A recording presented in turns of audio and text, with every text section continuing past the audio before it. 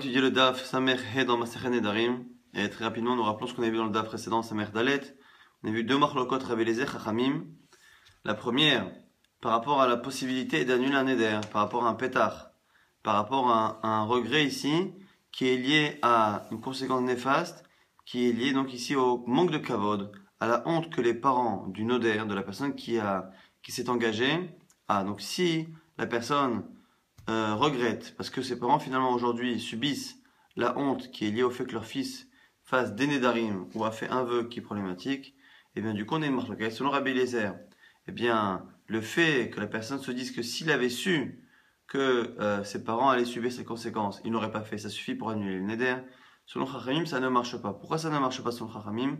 Pour la même raison pour laquelle tout le monde est d'accord qu'on ne peut pas annuler un neder à cause du manque de kavod que ça fait pour Akadosh Baruch Hu.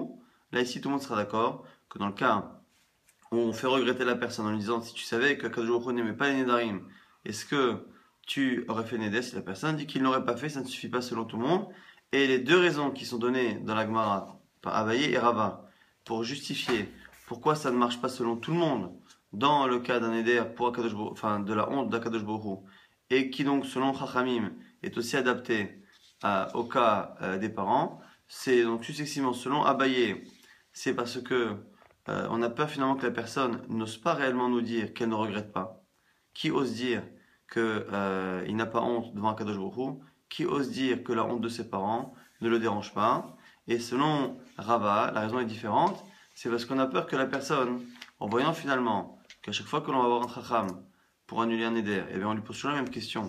Est-ce que tu savais que Akadosh Baruch Hu n'aime pas les nedarim? Ah, tu ne savais pas, sinon tu l'aurais pas fait, et donc on annule. Et bien on a peur que la personne finalement, les gens, n'aillent plus voir un chacham pour un neder et se fassent atara nedarim eux-mêmes. On a vu une seconde marloquette, mais il en avait aussi précisé que dans le cas où le neder concernait les parents directement, c'est-à-dire que la personne avait fait un neder qui faisait honte à ses parents, mais parce que le neder concernait les parents. Il faisait un neder de ne pas faire profiter son père ou sa mère. Ici, tout le monde était d'accord. Même Chachamim pense que l'on peut annuler pour cette honte qui est plus forte, selon Rava, et qui, selon Abaye, ne nous fait pas craindre que la personne n'ose pas nous dire que qu'il n'a pas honte, parce qu'en fait, vu qu'il a fait un éder directement par rapport à ses parents, on sait déjà qu'il a l'effronterie de nous dire la vérité. On a vu aussi notre marloquette, est-ce qu'on est potard benolad, est-ce qu'on peut annuler un vœu par rapport à un événement donc, qui est néfaste, qui est lié à ce vœu, un événement qu'on n'avait pas donc imaginé, mais si ce vœu, cet événement est nolad, c'est-à-dire qu'il était difficilement prévisible, ou quelque chose qu'on n'a pas l'habitude de prévoir. Et selon Rabbi Eliezer, ça marche. Selon Chachamim, non, il faut un événement que la personne, même si on l'avait dit en tête, eh bien, la personne, il faut que la personne se soit dit à l'époque que ce serait dit qu'elle ne fait pas le neder. Si par contre la chose est assez peu probable ou imprévisible, eh bien ça ne marche pas de trouver un regret. La marloquette est liée, en tout cas la vie de Chachamim est basée sur en fait la compréhension des psukim liés au serment de Moshe Rabbeinu, qui sera le sujet qu'on continuera d'étudier dans le début de ce DAF. Comme Moshe Rabbeinu, on le verra, a juré à Yitro de rester chez lui, c'est la raison pour laquelle Yitro lui a donné sa fille. Lorsque Akadosh Baruch Hu a demandé à Moshe Rabbeinu de retourner en Égypte pour sauver les Bnei Israël, il lui a dit retourne, car ceux qui te voulaient du mal en Égypte sont morts. De là, on apprenait quoi? On apprenait qu'en fait, le vœu de Moshe Rabbeinu était lié à une vérité qui était celle qu'en Égypte, il y avait des personnes qui voulaient le tuer, donc ceux qui l'avaient dénoncé auprès de Pharaon par rapport au meurtre de l'Égyptien. Et donc comme finalement Moshe Rabbeinu n'avait fait le neder que parce qu'il pensait que ces personnes-là allaient rester en vie, et finalement le fait que ces personnes-là qu'il mettait en danger soient mortes, et bien c'est nolad, c'est finalement un événement imprévu et imprévisible qui s'est produit, et bien on voit que dans le sens premier du texte, Hachem lui dit tu peux retourner en Égypte, pourquoi? Et ton éder, ton engagement par rapport à Yitro ne tient plus, puisque finalement ton engagement était lié à quelque chose que tu n'avais pas prévu. Tu n'avais pas prévu que ceux qui te voulaient du mal allaient mourir. Et même si c'est un nola, tu peux y retourner. Ça, c'est comme ça que comprenait Rabbi Eliezer. Simplement, Chachamim, pourquoi il ne comprenait pas cela? Il ne comprenait pas cela parce que nous, on a un autre midrash, on a Rabbi Shimon Bar Yochai qui dit que tout endroit où c'est marqué Nitzim et Nitzavim dans la Torah, on parle de Datan et Aviram. Et Datan et Aviram sont vivants bien après cette histoire-là, bien après le moment où Moshe Rabbeinu a été nommé pour aller sauver les Bnei Israël, mais c'est eux aussi que l'on voit, parce qu'il y a marqué Nitzim, qu'il a vu 2 juifs qui se sont battus, qui donc ont dénoncé plus tard Moshe Rabbeinu par rapport au meurtre de l'Égyptien. Donc on voit que selon ce Midrash Rabbi Shimon Bar Yochai, ceux qui voulaient du mal à Moshe Rabbeinu ne peuvent pas être morts au sens propre du terme. Qui met tout Kolanashi, c'est pas possible. Donc ils ne sont pas morts réellement. Et le Ran, dans le début de la Masechet, avait dit qu'ils ne sont pas morts physiquement, et les 3 qui ont l'habitude d'être tenus comme morts, au sens figuré du terme, ne peuvent pas être ici l'explication de ce cas. Pourquoi? Parce qu'on ne peut pas dire qu'ils étaient aveugles, ni qu'ils étaient lépreux, parce qu'on voit par la suite que quand ils sont morts, on dit qu'ils sont morts alors qu'ils étaient au sein du peuple. S'ils sont au sein du peuple, ils ne sont pas lépreux, parce que les lépreux étaient mis à l'écart. On ne peut pas dire non plus qu'ils étaient aveugles, puisque au moment de la dispute avec Korach, ils ont dit même si tu nous crèves les yeux, on ne partira pas. Donc on voit qu'ils n'étaient pas aveugles. Et dernière chose qui aurait été possible, c'est le fait qu'il n'ait pas d'enfant. C'est que ceux qui n'ont pas d'enfant, eh bien, sont considérés comme morts. Dans l'apprendre de Rachel qui a dit si tu n'as pas d'enfant, je suis morte. Et on ne peut pas dire que c'est cela parce qu'encore une fois, l'idée ici de dire c'est retourne en Égypte, car ceux qui te veulent du mal sont comme morts dans le sens où ils ne peuvent rien te faire. Or, quelqu'un qui n'a pas d'enfant, il est considéré comme mort au niveau spirituel par rapport à la Vodat Hashem, l'impossibilité qu'il a de prolonger sa Vodat Hashem après justement la disparition de ce monde, mais par rapport au fait de faire du mal à quelqu'un en allant voir le roi, évidemment que ça ne change rien. Donc du coup, c'est la raison pour laquelle on apprenait de là une 4e forme de mort, on va dire imagée, c'est celui qui est pauvre, et donc on est obligé de dire qu'ils finalement ils se sont appauvris, et donc on a finalement ici toutes les conséquences de la marloquette Rabbi Eliezer Chachamim. Est-ce que l'on peut annuler un éder par rapport à un événement qui est nolad, qui est imprévu? Alors maintenant on continue, justement toujours par rapport à cette shura. Donc Samer He tout en haut, Tanya Amuda Ana Mechavero El Matirino El Abefanav. Nouvelle halakha dans une braïta, celui qui fait un éder par rapport à quelqu'un, El Matirino El Abefanav, il ne peut annuler le neder que devant lui. Donc ici, c'est un neder a priori qui est dans le but d'avantager quelqu'un. Lorsqu'on s'est engagé pour quelqu'un, on a fait un neder, on s'est interdit pour lui de faire quelque chose, ou on s'est obligé à faire quelque chose pour lui. Lorsque l'on fait la tara, lorsque l'on annule devant Chacham, il faut la présence de l'autre pour que la personne soit au courant de cela. Et en général, on donne la raison, c'est parce qu'on veut justement que la personne, finalement, en présence de l'autre, eh bien, elle ait un peu honte finalement d'annuler ce neder qui était à la base quelque chose qui arrangeait son ami, et donc que la personne, lorsqu'on lui demande est-ce que tu regrettes ce neder ou pas, eh bien finalement, elle pèse vraiment la portée de ces mots, puisque finalement elle est en présence de cette personne-là, et qu'elle ne dira pas facilement oui, je regrette, parce qu'ici il y a la personne, et donc elle ne le dira que si réellement elle a un regret, ça nous permet d'être certain que le regret est sincère. Alors Agma nous dit, Minan Emile, d'où apprend-on que lorsque l'on fait un éder qui est à l'avantage de son ami, eh bien cet ami doit être présent lors de l'annulation devant Chacham ou devant un Bedin. Rav Nachman nous dit, Dirtiv, c'est marqué dans Shemot, Vayomer Hashem el Moshe, Bemidian, le même passage qu'on a vu hier.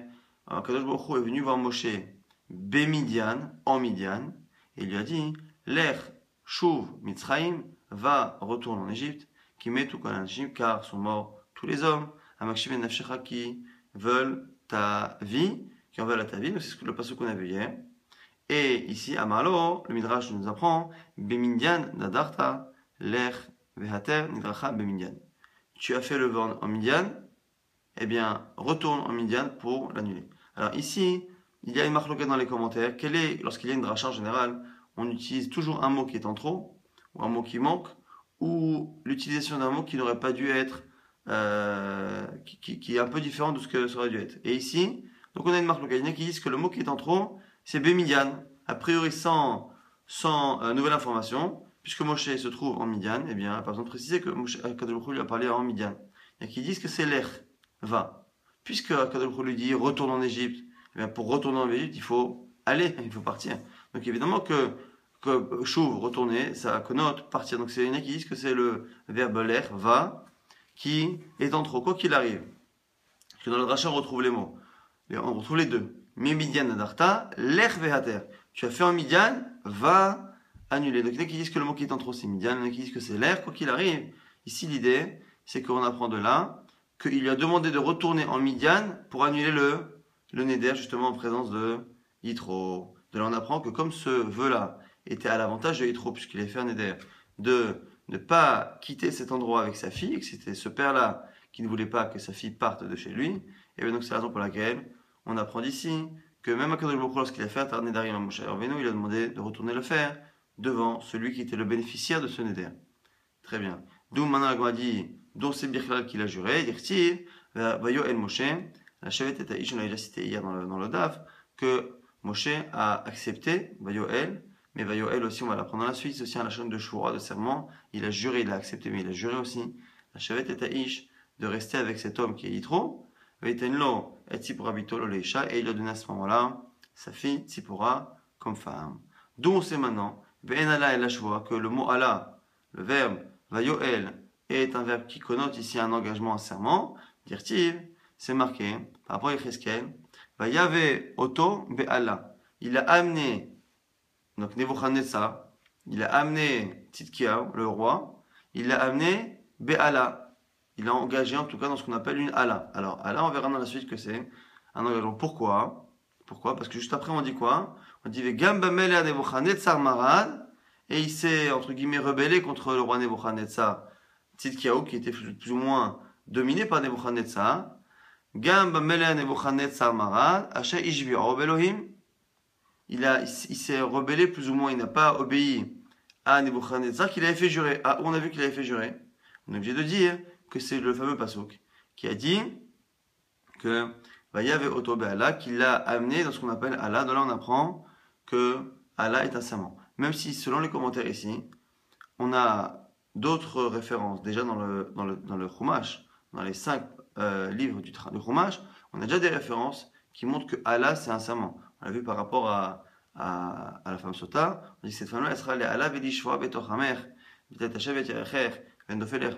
Avec Biner Felet, on apprend que là-bas la sota, elle sera utilisée comme moyen de serment et de comparaison. Et là-bas on dit Allah et Shura. Donc on voit que finalement ici, Allah et Shura sont deux termes qui sont plus ou moins similaires. On a d'autres références dans la Torah, mais ici, pourquoi on a choisi Nebuchadnezzar, qui est un passage finalement de Divrei Yamim, de la fin du Tanakh, alors que normalement on cherche des références du Chumash, c'est parce que l'avantage, c'est que dans cette histoire de Nebuchadnezzar, on a aussi une référence à cette halakha qu'on est en train d'étudier, qui montre que l'on doit non seulement que Allah c'est un serment, mais comme ce qu'on voit chez Moshe Rabbeinu, mais que comme chez Moshe Rabbeinu on voit que Hachem lui a demandé d'aller le faire devant Yitro, même si c'est un midrash qui le dit, là-bas on voit qu'aussi on a le même midrash qui nous dit que Nebuchadnezzar a justement lui aussi demandé à ce que le Neder soit annulé devant lui. Justement, on a vu que Vayavo Oto Be'Allah, il a amené Be'Allah, ce qu'on appelle Allah, et la suite nous montre que c'est un serment. Quel est le serment et quelle est finalement la rébellion qu'il a eue par rapport à ce serment?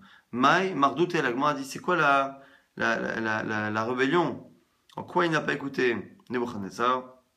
Lagma nous dit Ashkeche, Tzidkia, le roi Tzidkia, Nebuchadnezzar d'Avaka Achil Arneva Haya. Il a trouvé le roi Nebuchadnezzar en train de manger Arnava Haya, en train de manger un arnevet, un lapin, qui était Haya. Il y en a qui disent Haya, c'est pas cuit, il y en a qui disent qu'il était vivant. Quoi qu'il arrive, c'était quelque chose de dégoûtant. Donc ici, ce qui est intéressant, c'est qu'on a Nebuchadnezzar qui, dans sa vie, a fait des guerres terribles, s'est comporté avec une cruauté terrible, mais il se peut qu'à l'époque, le fait de faire des guerres, le fait de tuer ses ennemis, le fait de massacrer même ses ennemis, était considéré à la limite comme quelque chose de toléré, de normal. Ça faisait partie, on va dire, de la guerre telle qu'elle était faite à l'époque. Mais le fait de manger un animal encore vivant ou de manger un animal cru était un signe d'animalité, d'animosité, de comportement réellement non humain, inhumain. Et donc du coup, Tzidkiyahu a eu très honte. Nebuchadnezzar Mechila a eu très honte que le roi Tzidkiyahu le voit en train de manger cet animal cru, ou encore une fois vivant selon les commentaires. Amalé lui a dit Ishtabarli, Delo Megalet, Ailavé, Velot Hipokmita. Jure-moi que tu ne le dévoileras pas ce que tu as vu, Velot Hipokmita, que tu ne diras pas un mot. Il y en a qui disent qu'il a fait 2 serments, à la fois de ne pas dévoiler ce qu'il a vu, et même de ne pas dire qu'il a vu quelque chose. Parce que parfois, les gens ne disent pas le secret qu'ils doivent cacher, mais ils se permettent de dire j'ai un secret que je ne peux pas révéler. Et ici, Nebuchadnezzar ne voulait pas que les gens sachent qu'il y avait quelque chose à creuser chez lui, parce qu'il avait peur que finalement ça se sache. Et donc Nebuchadnezzar ici, qui dominait une bonne partie du monde à l'époque, ne voulait pas que les rois comme Sidkia, qui étaient plus ou moins sous sa tutelle, mais il avait besoin que ces rois aient une certaine forme de respect pour lui, et donc il ne voulait pas finalement être méprisé et méprisable aux yeux des rois, donc il a demandé, aux yeux des gens, il a demandé donc à Sidkia de jurer de ne dévoiler ni cette vérité-là, qu'il mangeait des animaux vivants ou crus, ni de dire qu'il y avait quelque chose de louche chez lui. Ishtaba, il a juré. La sauf à la fin. Avakamis ta'er Tzidkiyahu begouffé. Tzidkiyahu souffrait, alors ici la Gemara va fort, il dit qu'il était mitzvah begouffé, il souffrait physiquement. Alors physiquement dans le sens où presque physiquement ça le démangeait de dire la chose. Pourquoi? Parce que il s'est rendu compte que Nebuchadnezzar, qui est quand même celui qui va détruire le temple, qui est tout de même un des pires Rechaim que la terre ait pu porter, le fait que Tzidkia ait finalement en sa possession une information qui permettait peut-être pas de lui faire perdre le pouvoir à coup sûr, mais en tout cas de le dénigrer aux yeux des peuples et aux yeux des rois, et d'éventuellement donc faire en sorte que sa royauté soit affaiblie, eh bien il a finalement beaucoup regretté d'avoir juré, et ce serment-là a fini par le démanger à tel point que Ichil a joué à thé. Il a demandé à faire Atara devant les Chachamim, Ve'amar, et du coup il a révélé l'information. Shama Nebuchadnezzar, et Nebuchadnezzar a commencé à entendre les rumeurs des gens, des rois, dans la cour et dans le peuple. Il a entendu que les gens se moquaient de lui et disaient on a vraiment, notre roi est un animal. C'est un bon guerrier, c'est un bon dirigeant, mais c'est parce que c'est un animal. Il n'y a qu'un animal qui peut manger un animal vivant ou un animal non cuit. Donc il a entendu ça. Shalach ve'aïté Sanhedrin ve'Tzidkiyahu. Il a appelé le Sanhedrin et Tzidkiyahu. Amar Lehon, il leur a dit Hazitoun, Makaravi Tzidkiyahu. Regardez ce que Tzidkiyahu a fait. Avachi ishtaba bishma deshmaya de l'omegelna. Mais n'a-t-il pas juré au nom du ciel, donc au nom d'Akadosh Baruch Hu, de ne pas dévoiler? Donc, on dirait que Tzidkiyahu était le seul à avoir vu cette scène. Donc, étant le seul à avoir vu cette scène, eh bien, si la chose s'est su, c'était forcément que c'est lui qui avait dévoilé. Alors, il leur a dit au Sanhedrin, regardez, c'est pas honnête ce qu'il a fait. Il m'a juré, et finalement, il n'a pas honoré son engagement. Amrele, ils lui ont répondu, Itchaleh Ashvorata, tu as raison, il s'est engagé, mais il a fait Atara, il a demandé annulation de son serment. Alors, du coup, naïf, Nebuchadnezzar dit Amalehu, quoi, Mitashina Shvorata, quoi, depuis quand on peut annuler un engagement. Un engagement, a priori, c'est qu'on a du mal à comprendre comment on peut annuler un engagement, puisque l'engagement, à la base, ça connote un engagement, justement, donc l'impossibilité de se défaire de cet engagement. À ce moment-là, Amrele, ils lui ont dit, oui, chez les Juifs, c'est comme ça que ça marche. On se marche par rapport à Kadosh Baruch Hu, mais Kadosh Baruch Hu a donné la possibilité de se défendre. On a même vu que pour les Nedarim, selon Rabbi Nathan, c'était même une mitzvah, une fois qu'on l'avait fait de l'annuler. Amrele, il a dit, attends, Befanav, ou afilou shelo Befanav. Il dit, attends, ce que vous faites, vous les Juifs, là, d'annuler un serment. Est-ce que, lorsque c'est un serment entre deux personnes, un serment par rapport à Kadosh Baruch Hu, ok, c'est son problème. Quand finalement il fait l'annulation, eh bien Kadosh Baruch Hu est présent. Mais lorsque le Neder concerne une autre personne, un Neder entre deux personnes, qui est à l'avantage d'une autre personne, chez vous les Juifs, ça arrive de faire Atara sans prévenir l'autre et que l'autre ne soit pas au courant. Quand on peut faire Atara sans la présence de l'autre, ça s'entend un truc pareil? Donc, Befanav ou Afil Shelo Befanav? Amrele, il lui a répondu, Befanav, t'as raison. Inachinami, tu as raison, Nebuchadnezzar. Il fallait faire Befanav. Amaléon, va tout, Mayavitoun. Alors il leur a dit, mais qu'est-ce que vous avez fait, vous, alors, le Sanhedrin? Maïta Ama, Lo Amritoun. Les Tzidkiyahu, pourquoi vous n'avez pas dit à Tzidkiyahu qu'il fallait ma présence pour annuler son engagement? Donc il a reproché ici au Chachamim.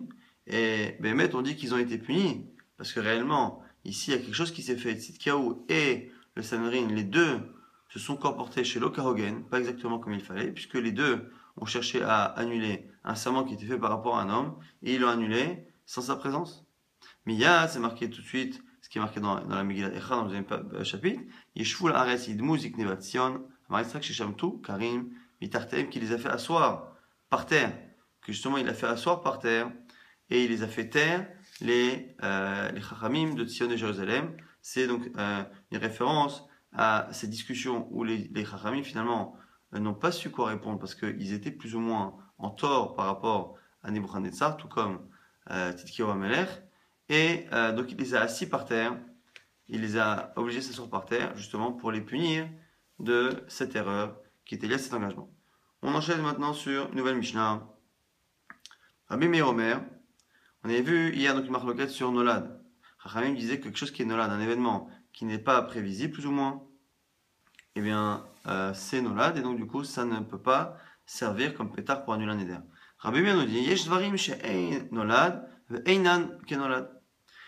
Il y a des événements qui sont Nolad, ils sont comme Nolad mais pas comme Nolad. Alors c'est quoi ça? Ils ne sont pas réellement Nolad, mais on les considère comme, ou ils sont un peu comme, mais ils ne sont pas complètement. Ben Chachamim Odimlo. Et Chachamim ne sont pas d'accord avec ce genre de raisonnement. Ketzad, c'est quoi l'exemple de ce qu'il est et ce qu'il n'est pas? Konam, Shaninoset, Plonit, Sheavi Hara, un type qui fait un éder, à cause d'un type qu'il n'aime pas, quelqu'un qui est mauvais, qui est vraiment mauvais, il dit celui-là est tellement mauvais que même si ses filles sont très très bien, moi je fais le néder, on me propose sa fille, je fais le néder de ne pas épouser sa fille. Pourquoi? Parce que je ne veux pas épouser la fille d'un tordu. Amroulo, ils ont dit, mais ce type-là maintenant il est mort. Oshasa Tshuva, au finalement, il est passé de rachat, tordu, à quelqu'un d'extraordinaire, il a fait Tshuva. Donc finalement, il y a eu un événement qui n'était pas prévisible, un olad, qui a fait finalement que normalement ce néder devrait être annulé. C'est un olad, et c'est là-dessus que Khamim dira que c'est pas réellement comme un olad, mais c'est nolad. Donc ici, ça marche. Parce que finalement, c'est pas complètement qu'Enolad. Donc c'est un Nolad en apparence, puisqu'il est mort ou il a fait Tchouva. Mais ici, exceptionnellement, ce sera pas comme Nolad, donc ça va marcher. On peut annuler même selon Chachamim. Comme ça, dira Rabbi Meir. Mais Chachamim ne sont pas d'accord. Alors Amroulo, ils ont dit Meta Kelev. Oh, Shenheira Gan Nachash. Arin Kenolad Veno Kenolad. Mais Chachamim modim lo. Donc ici, Mechila, Konam Baïdze. Shani Nichnas. Un type qui a fait un éder par rapport à une maison. Et il dit je ne rentre pas dans cette maison. Pourquoi? Parce qu'il y a un chien dangereux ou parce qu'il y a un serpent dedans. On lui dit écoute, le chien est mort. Le serpent qu'il y avait dans cette maison est mort. Mais à Kelev, on Shinar Ganachash, rien que Nolad, Veno Kenolad. Mais Chachamim on dit non, pareil, encore une fois, on a les gens qui sont venus lui dire que finalement le danger est parti. Là aussi, pareil, c'est un Nolad, puisque finalement c'était pas prévu. Mais ici, c'est pas comme un dollar dans le sens où ça va marcher. Donc, alors, ce qui est intéressant, c'est que ça ressemble un peu au cas du serment de Moshe Rabbeinu par rapport à Yitro. Moshe Rabbeinu a fait un serment dans le fond, qui était lié, même s'il ne l'a pas dit précisément à Yitro, mais dans le fond, qui était lié au fait qu'il avait une impossibilité de rentrer en Égypte. S'il avait la possibilité de rentrer en Égypte, il n'aurait pas fait le serment de rester en Midian. Donc, comme c'était lié à un danger, quand ce danger est parti, quand Hachem le dit, ces gens-là sont morts, donc selon Rabbi Eliezer, sont morts réellement. Selon les autres avis, ils sont comme morts. En tout cas, selon Rabbi Eliezer, ils sont morts. Eh bien, on a dit que c'était un olad. Alors là, ici, on voit que c'est le même cas. Il a fait une néder par rapport à une maison. Par rapport à une maison, il y a un serpent. Par rapport au père d'une fille qui est problématique. Et on voit qu'à partir du moment où ces gens-là disparaissent, ou le mal disparaît, c'est, selon Rabbi Meir, c'est un olad, mais qui n'est pas considéré comme un olad, qui marche. Alors, il faudra comprendre quelle est la différence. Donc, maintenant, on va essayer de comprendre. Konam, Shani Nirnas Abaïdze Bechoulé, par rapport au cas du chien. Elle m'a dit Valomet Nolado, mais met, encore une fois, on l'a vu hier dans le DAF. Quelqu'un qui meurt, un chien qui meurt, un serpent qui meurt, ou même le père ici qui meurt, c'est Nolad. C'est quelque chose qui n'est pas prévisible. Donc ça veut dire quoi qu'il est Nolad, mais qu'on ne le considère pas comme Nolad. Amaravuna, Naase Ketole Nidro, Bedavarze, Bedavar. Ici, c'est parce qu'il a donné le ta'am de l'interdit. Quand Moshe Rabbeinu s'est engagé, il n'a pas dit à Yitro qu'il s'engageait à rester en Midian tant que ses ennemis étaient vivants. Ou même, il n'a pas dit, au moins une petite information, en disant voilà, je m'engage à rester en Midian, tu sais pourquoi? Parce que je pense que je ne peux plus rentrer jamais en Égypte. Ni il a fait dépendre ça du fait que ses ennemis soient vivants, ni même il a justifié en disant que c'est parce qu'il ne pouvait pas rentrer dans son pays. Donc du coup là-bas, c'est vraiment parce que Akadosh Baruch Hu savait que c'était pour ça qu'il lui a fait le pétard. Et là, du coup, c'est un vrai nolad. Ici, c'est différent. Pourquoi? Comme la personne a donné la raison pour laquelle fait Neder. Je fais Neder de ne pas épouser cette fille à cause de son père. Je fais Neder de ne pas rentrer dans cette maison à cause de ce chien. Donc finalement, en disant cela, en donnant la raison pour laquelle il ne veut pas épouser cette fille ou rentrer dans cette maison, eh bien finalement, c'est un peu comme s'il avait dit que si par contre le chien dangereux de la maison meurt, ou le père de cette fille décède ou fait tchouva, eh bien, je n'ai aucun problème avec cette fille. Le fait qu'il ait donné la raison de son engagement, eh bien, c'est un peu comme si l'événement, qui en général est considéré comme nolad, avait été déjà inclus dedans. C'est la raison pour laquelle ici Rabbi Meir dira que même si dans d'autres Nédarim où il n'a rien précisé, il n'a pas donné la raison de son Néder, c'est un nolad, donc techniquement c'est un nolad, puisque techniquement c'est vrai que c'est un nolad, mais comme ici il a donné la raison, eh bien c'est comme s'il avait finalement non seulement donné la raison, mais presque dit que si la personne mourait, eh bien ça allait, c'est comme si le nolad avait été explicité et prévu à la base, donc c'est plus un nolad. Ça c'est la première réponse de Ravuna, pour expliquer en quoi ici, selon Rabbi Meir, c'est un nolad qui n'est pas un vrai nolad. Rabbi Yochanan Amar, deuxième raison, que va mettre ou que va asachouva k'amrale. Non, Rabbi Yochanan dit, tu sais pourquoi ici c'est différent? C'est parce que quand est-ce qu'on a dit que c'est un nolad? C'est lorsque l'événement n'était pas prévu par la personne parce qu'il n'était pas prévisible et que l'événement est finalement arrivé après. Mais il nous dit ici, Rabbi Yochanan, c'est un cas particulier ici. C'est un type qui voit une fille et cette fille-là, elle a toujours eu un père qui est mauvais. Cette maison-là a toujours eu un animal qui est dangereux dedans. Et un jour, on lui dit, écoute, rentre dans cette maison, on insiste pour qu'il rentre dans la maison, on insiste pour qu'il épouse cette fille, et il dit, écoute, moi, je fais le néder, arrêtez d'insister, je fais le néder de ne pas épouser cette fille, parce que, à cause de son père, je fais le néder de ne pas rentrer dans cette maison à cause de l'animal qui est dangereux. Et au moment où il fait le néder, on lui dit, mais attends, mais t'es pas au courant? Son père est déjà mort. Donc selon Rabbi Yochanan, on parle d'un cas où la personne a fait un néder qui est lié ici à un événement, à la gêne occasionnée par le père ou par l'animal qui est dans la maison, mais ici, l'événement imprévisible et donc imprévu par la personne, c'est pas qu'il est arrivé après, c'est qu'il est déjà arrivé avant qu'il ne le savait pas. Donc en fait, c'est déjà passé. Donc du coup, intéressant ici que sur le Rabbi Yochanan, certains vont dire, mais c'est pas Nolad, Bichlal. C'est pas Nolad du tout, puisque finalement la chose est déjà arrivée, mais c'est Kenolad, dans ce sens, ça ressemble à Nolad. C'est un événement qui, dans le même genre de Nedarim, où l'événement est posté ailleurs, c'est un typique de Nolad. Donc ici, finalement, on a dit une marloquette à la base, hier, dans le DAF, entre Rabbi Eliezer et Chachamim, est-ce qu'on peut être matière ben Nolad ou pas? Selon Rabbi Eliezer, oui. Selon Chachamim, non. Qu'il n'y a que Rabbi Meir fait partie des Chachamim d'hier, qui pensent que ça ne marche pas. Mais il vient nous dire ici, Rabbi Meir, que dans certains cas de Nolad, ça marche.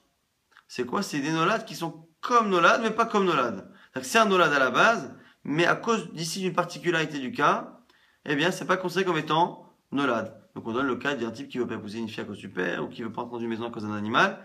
Et quelles sont ici, quelle est la particularité qui fait que finalement, c'est un Nolad qui n'est pas considéré alachiquement comme un Nolad? Et ici, on a deux avis. Ravuna et Rabbi Yochanan qui sont pas d'accord.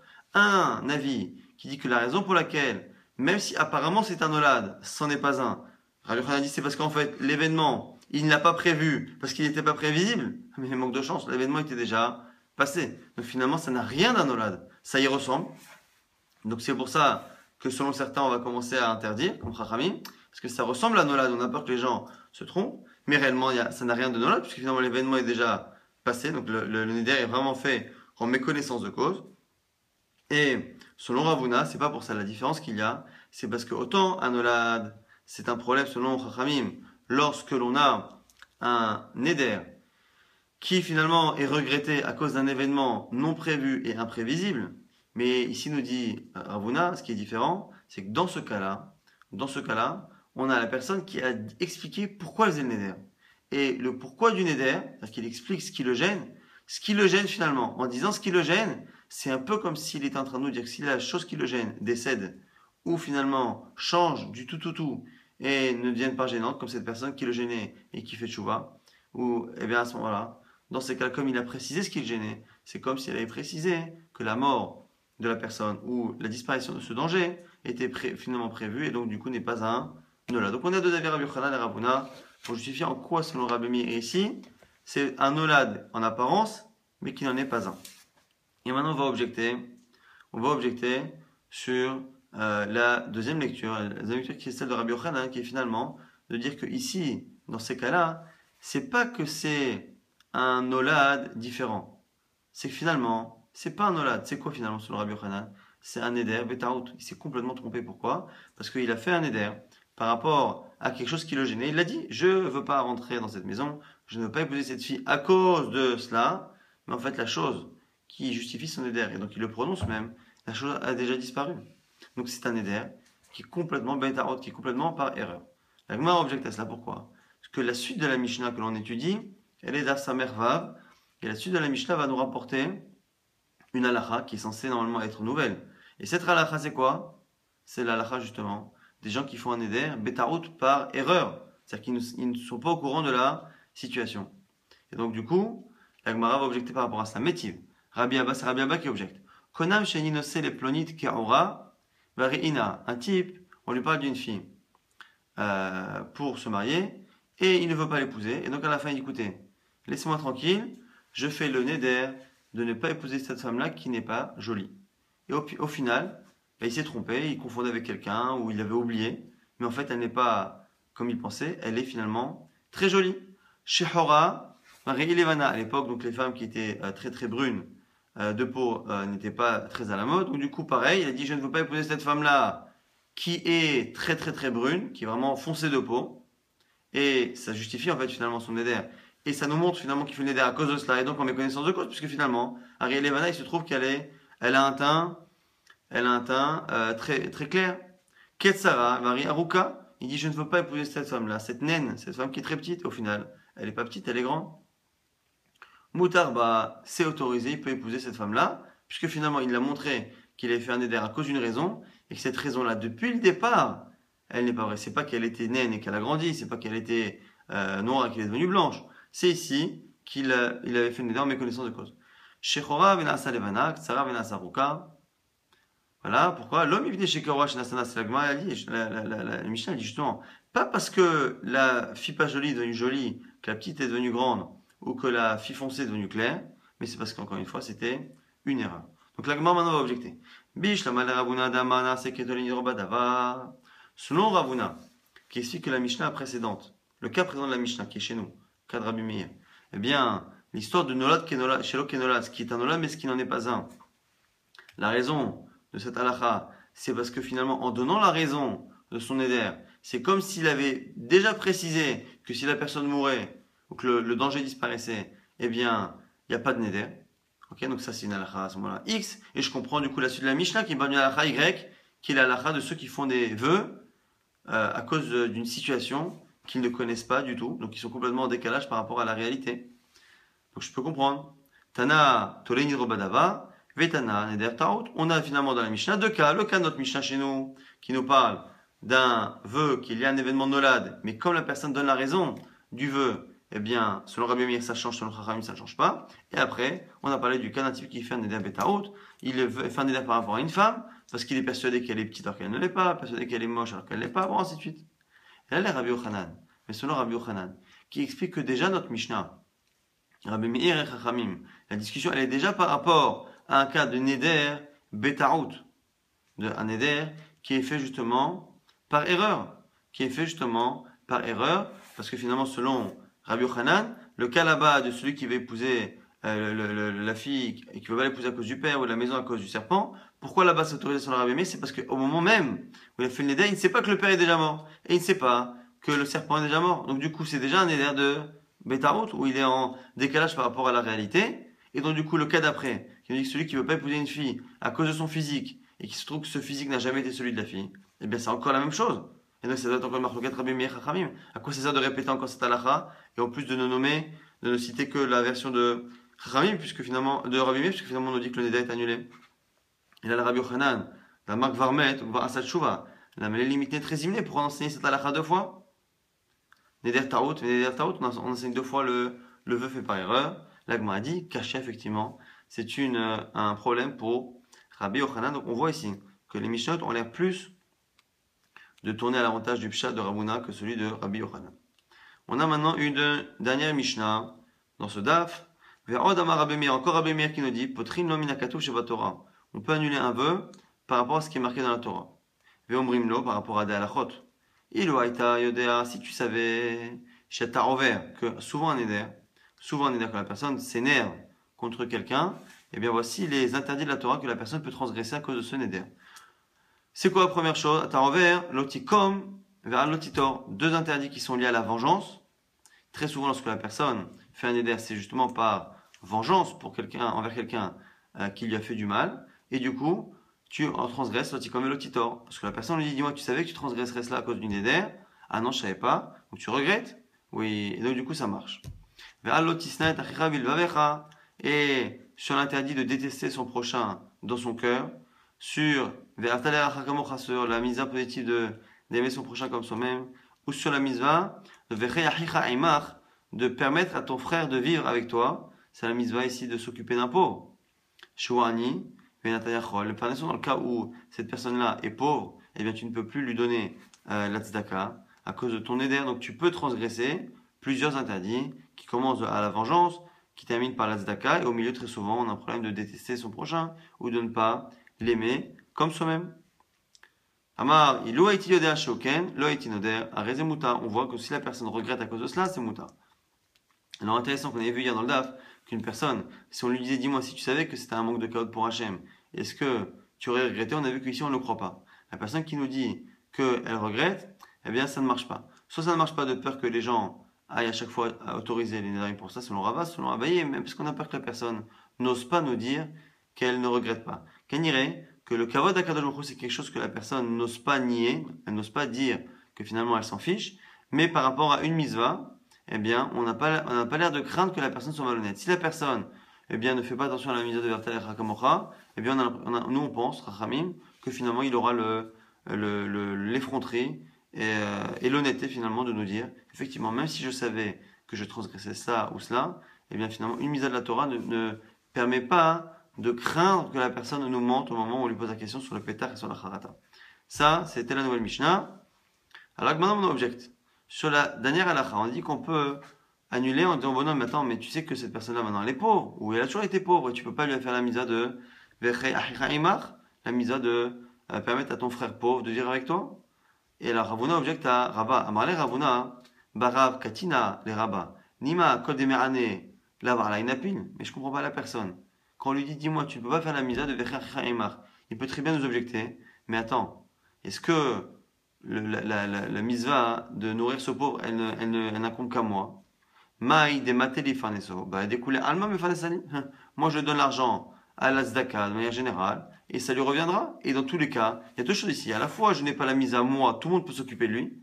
Je n'ai pas moi une mise à personnelle de m'occuper de lui. Et en plus, je peux donner à tout le monde. Et à la limite, je donne à la tzedaka et le gaba tzedaka donnera à qui il veut et il donnera peut-être à cette personne-là.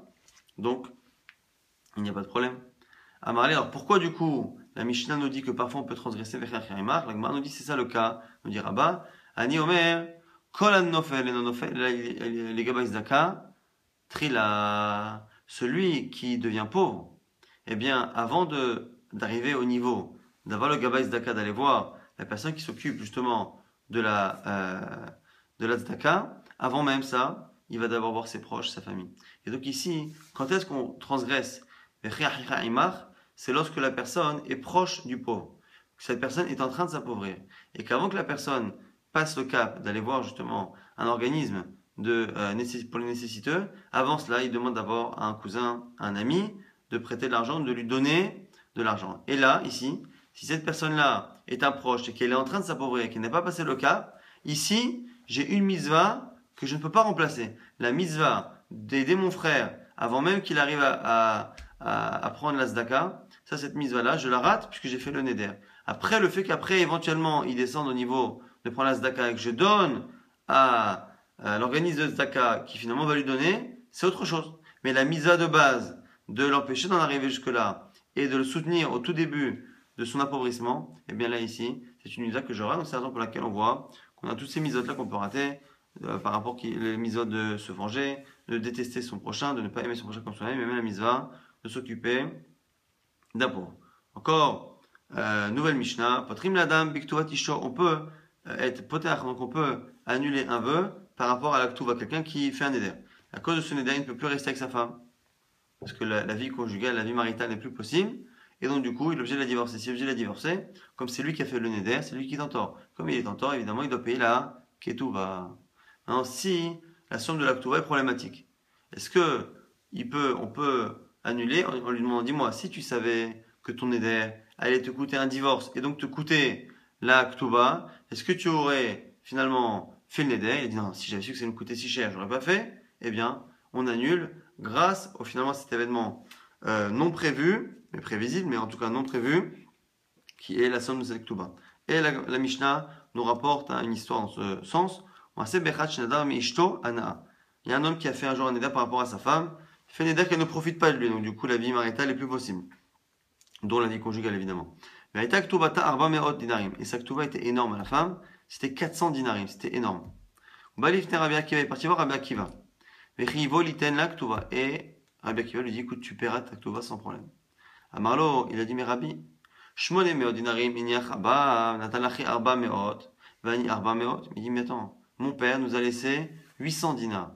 Mon frère a pris 400, la moitié, et moi, j'ai pris 400. L'odaya shetitol, himataim vani mataim, est-ce qu'au moins ces 400 qui me sont venus de mon père, est-ce que je ne peux pas les partager avec ma femme, ne lui donner que 200 finalement sur la Ketouba, et rester, est-ce que je ne vais pas m'appauvrir et perdre finalement tout mon argent?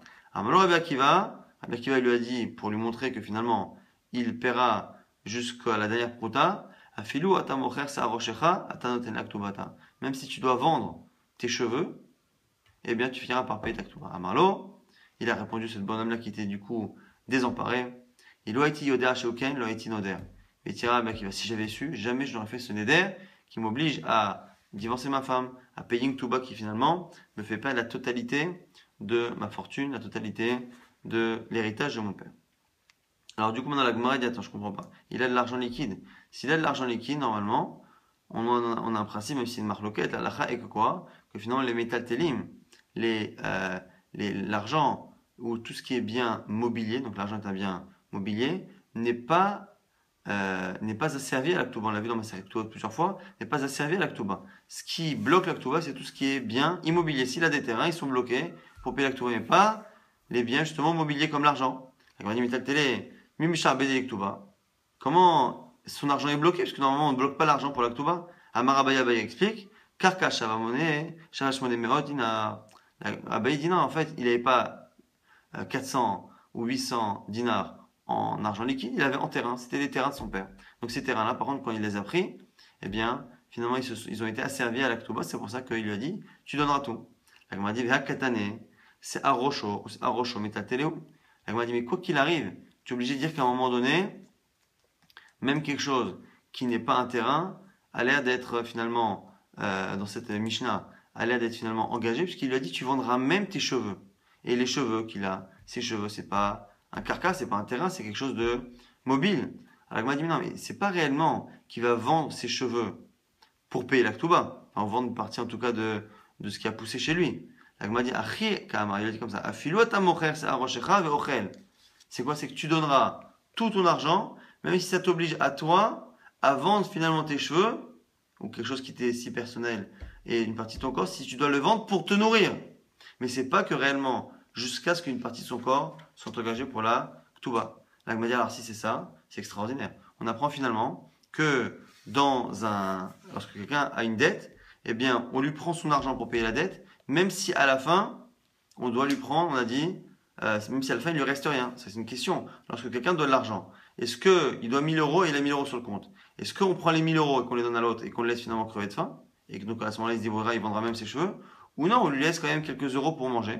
Donc là, on apprend ici que si il faut qu'il vende ses cheveux, c'est-à-dire qu'on lui a rien laissé sur son argent, Shmarmina, El Mesadrin et Balachov, qu'on ne laisse rien à celui qui est endetté. La Gemara, c'est pas une preuve. Maran Nachman de Rabbi Yitzhak, l'Omar she'en mekarim shtar ktuvata. On dit, ça ne veut pas dire que maintenant on va tout te prendre les 400 et que tu vas tout de suite vendre. C'est une manière de dire finalement qu'on ne te lâchera jamais par rapport à ces ktuvas. On peut très bien imaginer, nous dire Rabbi Nachman, que ici, comme il n'a que 400, on lui prend 350, le reste on lui laisse vivre, mais sache que jusqu'au bout on te demandera cela, au point qu'à un moment donné, s'il te faut, eh bien, tu finiras par pas avoir besoin de vendre tes chevaux pour te nourrir. Donc très rapidement, vraiment en 2 mots, on va essayer de résumer ce qu'on avait vu dans ce DAF qui est assez chargé. On avait vu encore une fois ce Yann-là de la Ktuba, de l'engagement Mechila de Moshe Rabbeinu. On avait pris finalement de Moshe Rabbeinu et de l'engagement de Tzidkiyahu par rapport à Yecheskel, par rapport à Nebuchadnezzar, qui finalement n'a pas tenu son engagement, et les Khamim se sont trompés, lui aussi se sont trompés parce que finalement il a annulé son engagement sans la présence de l'autre. On apprend en tout cas de Moshe et de ce midrash là de Nebuchadnezzar qu'une personne, lorsqu'elle fait un éder ou un engagement qui bénéficie à l'autre, eh bien il ne peut pas annuler ce vœu-là sans la présence de l'autre. Et Moshe Rabbeinu, c'est ce que Hachem lui a dit de faire devant Yitro, mais c'est ce que Tzidkiyahu, Ameler et les gens, les Khamim Sanhédrin n'ont pas fait justement. Ils ont été punis pour cela. On avait aussi que selon Rabbi Meir, il y avait certains Nédarim qui étaient Nolad en apparence, mais qui n'étaient pas comme Nolad. Et ici, il y a une marloquette sur c'est quoi ce cas-là. Selon Rabbi Yochanan, c'est une apparence de Nolad. Ça ressemble à Nolad, mais en fait, ça l'est pas du tout, parce qu'en fait, c'est quelqu'un qui fait un Neder Betarut, un Neder par erreur. Mais l'Agma avait l'air un peu d'objecter à cela. La raison qui est la plus finalement plausible, qui est celle de Ravuna, c'est-à-dire que non, c'est en fait, ce sont des Nolad. Mais comme c'est un Nolad où la personne avait dit dès le départ qu'elle faisait ce Neder à cause de ça qui l'a dérangé, c'est comme si elle avait dit que la disparition de ce danger ou de cette gêne, finalement, était prévue. Et donc, du coup, c'est pour ça que, même si l'événement est nolade, comme ici, il a été plus ou moins inclus dans le neder, puisque la personne a expliqué sa raison, et bien, du coup, ce ne sera pas légiféré comme un nolade. Selon Rabbi Meir et Chachamim, encore une fois, ne sont pas d'accord. On avait vu ce qu'on verra dans la suite, qu'un neder bêta, quelqu'un qui fait un neder et qui donne la raison, et que la raison qui justifie le neder, qui est dite encore une fois à l'oral, cette raison-là n'existe pas. Par rapport au physique d'une femme qui n'est pas son physique, par rapport à l'existence d'une personne qui n'existe plus, et bien du coup, ça ne fait rien. On avait aussi dans du Mishnah qu'on pouvait faire annuler un éder si la personne regrette finalement que son éder l'oblige à transgresser certaines mitzvot, comme le fait de ne pas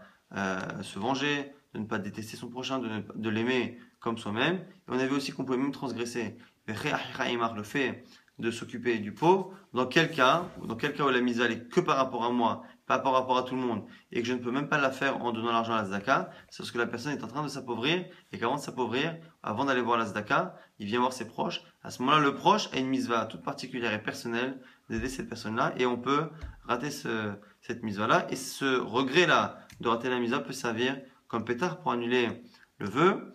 Et on a vu aussi dans la dernière Mishnah que l'on peut annuler finalement un vœu par rapport au regret qui est lié au fait que ce vœu oblige la personne à divorcer et à payer une touba. Ce regret-là est suffisant pour cela. Et on a vu finalement que ça ne présentait aucune objection par rapport au principe que l'on connaît en général, qu'en général, une touba n'engage que les biens immobiliers, pas les biens mobiliers et donc pas l'argent. Et on a vu aussi que c'est pas forcément une preuve par rapport justement à une autre question. Est-ce que lorsque l'on fait payer quelqu'un qui est endetté, est-ce qu'on lui laisse un peu d'argent pour vivre ou pas? On a vu que cette Mishnah finalement n'était pas une preuve dans un sens ou dans l'autre.